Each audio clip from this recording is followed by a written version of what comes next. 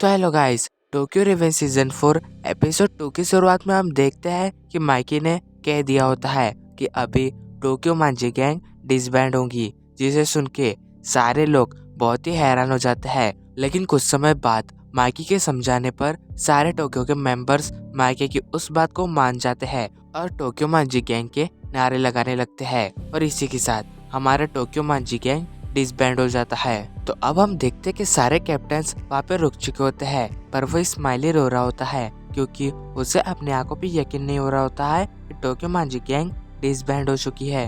तो वही चिफुया ताकेमिची से कहता है, ताकेमिची टोक्यो मांजी गैंग डिसबैंड हो चुकी है और किसाकी भी मारा जा चुका है, तो अभी तुम्हारा आगे का प्लान क्या है? ताकेमिची कहता है, हाँ तुम सही हो, किसाकी के मरने की वजह से नाओटो की मौत अब फ्यूचर में नहीं होगी और मेरे हिसाब से कई सारी चीजें भी फ्यूचर में बदल गई होंगी। लेकिन अभी मुझे एक बात सोच के बहुत ही बुरा लग रहा है, अगर मैं इस टाइमलाइन पे वापस गया तो मैं फ्यूचर में तुम लोगों से नहीं मिल पाऊंगा। फिर तभी हकाई कहता है, हे गाइस, हम लोग एक टाइम कैप्सूल नहीं बना सकते हम लोगों की यादों को इकट्ठा करके?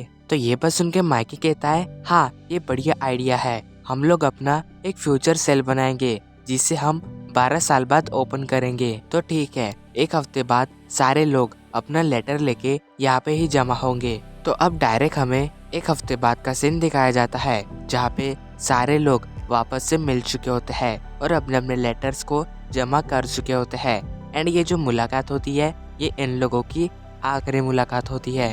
तो अब हम देखते हैं कि माइकी और ताकेमिची साथ में जा रहे होते हैं। तो वही माइकी कहता है, तुम्हारा शुक्रिया ताकेमिची, तुम्हारी वजह से आज टोक्यो मांजी गैंग के इतने सारे मेंबर्स सुरक्षित हैं और अगर तुम पास्ट में वापस नहीं आते तो हम कई सारे लोगों को खो चुके होते। तुमने हम सबके लिए जो भी किया उसके लिए मैं तुम्हारा शुक्रिया करता हूँ ताकि और अभी मेरे हिसाब से तुम्हें फ्यूचर में वापस चले जाना चाहिए। तो माइकी की ये बात सुन के ताकेमिची बहुत ही सैड हो जाता है। तो अब इसके बाद सीन शिफ्ट होता है, हम देखते कि ताकेमिची चिफुया से कहता है, अभी कुछ समय में मुझे वापस से फ्यूचर में जाना है। तो उसकी ये बात सुनकर चिफुया कहता है, हाँ तुम 12 साल बाद फ्यूचर में जाओगे तो तब मुझे तुम्हारी बहुत ही याद आएंगी ताकेमिची। तो उसकी ये बात सुन के ताकेमिची कहता है, मुझे 12 साल बाद नहीं बल्कि 3 दिन बाद वापस फ्यूचर में जाना है और तुम्हें ये तो पता ही है कि अभी व्हाइट डे आने वाला है और मैंने हिना के लिए एक भी प्रेजेंट रेडी नहीं किया है, अगर उसे पता चला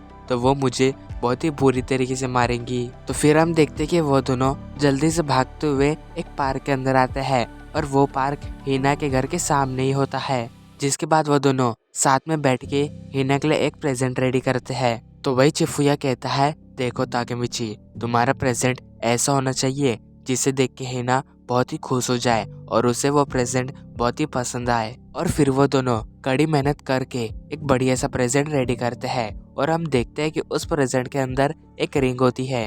अब आगे हम देखते हैं कि चिफुया झाड़ियों में छुप जाता है और तभी वहाँ पे एंट्री होती है हिना की, जिसे देख के ताकेमिची बहुत ही नर्वस हो जाता है। पर तभी हम देखते हैं कि हिनाटा ताकेमिची को सॉरी कहती है। तो ताकेमिची कहता है, पर क्यों? तो हिना बताती है, क्योंकि मैं अभी तक दुखी थी लेकिन मुझसे ज्यादा तो तुम दुखी थे। और ये बात हिनाटा ताकेमिची को रोते हुए बता रही होती है। फिर हिना कहती है, जब से किसाकी और एमा मरे हैं तब से मेरे रातों की नींदें उड़ चुकी है, क्योंकि मुझे फ्यूचर में बचाने की वजह से एमा और किसाकी मारे गए हैं। तो हिना की ये बात सुन के ताकेमिची सोचता है, मुझे लग रहा है कि हिना इस सब के लिए अपने आप को ब्लेम कर रही है। एंड वही चिफुया जो झाड़ियों में छुपा होता है उसे कुछ भी समझ नहीं रहा होता कि वहाँ पे हो क्या रहा है। पर तभी ताकेमिची वो रिंग निकाल के हिना को दे देता है और कहता है, ये तुम्हारे लिए, मैं तुम्हें ये व्हाइट डे पे देना चाहता था लेकिन तब मैं तुमसे मिल नहीं पाया, और ये जो तुम अपने आप को इस सब लिए कोस रही हो इसमें तुम्हारी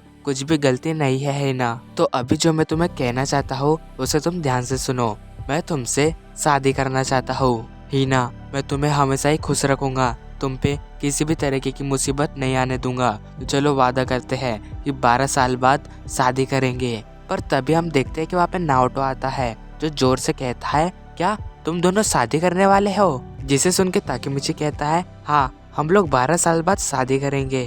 तो अब आगे ताकेमिची नाओटो से कहता है, शुक्रिया नाओटो, तुमने मुझ पे भरोसा किया जिस वजह से फ्यूचर चेंज हो चुका है। तो ये बात सुनकर नाओटो कहता है, इसका मतलब मैं और मेरी बहन फ्यूचर में बच चुके हैं? तो ताकेमिची कहता है हाँ, जिसके बाद वो दोनों आपस में हाथ मिलाते हैं। पर वही ताकेमिची हिना और शिफुया से कहता है चलो 12 साल बाद फ्यूचर में मिलते हैं। और इसी के साथ हमारा एपिसोड 2 एंड होता है। Thank you so much for watching my video.